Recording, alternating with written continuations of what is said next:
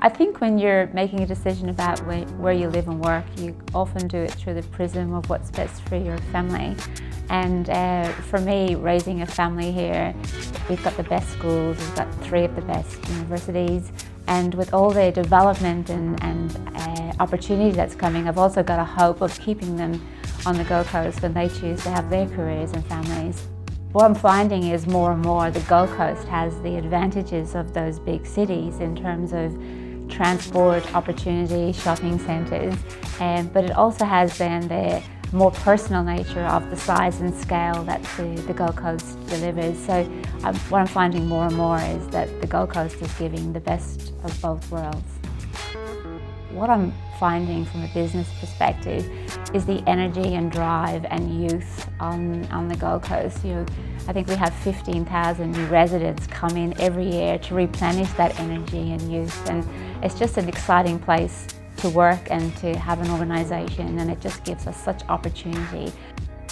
We are seeing quite a tangible shift to other industries, and that's important for us to be sustainable. We have to have lots of elements to our boat, not just one, and we have. Again, that focus on education. I feel we're almost like a university city at the moment. The growth of the Gold Coast Hospital, light rail, even the amazing amount of breweries and that craft beer. There's so many new things that are adding to our bow, and that's really important to be a sustainable city. Because the city itself is so aspirational, it's really easy for a business to attract and retain great staff here. We've got a fantastic team, and they all want to live and work on the Gold Coast, so that if your people are one of your biggest assets, it's really easy to attract a great team here, and we have. I also feel that the size and scale of the city, it just makes business leaders really accessible. It's not hard to talk to people like the mayor or the decision makers or local and federal members.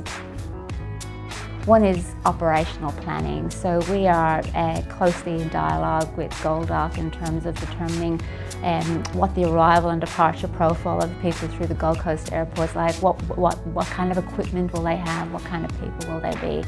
And as airports, we're really good at sort of operational planning. So we're working with GoldDoc on what's the best way to give an efficient but also a warm and joyous welcome to the games. I suppose some of the business leaders who've been around a little bit longer to share our experience and our views of what we've learned in the Gold Coast.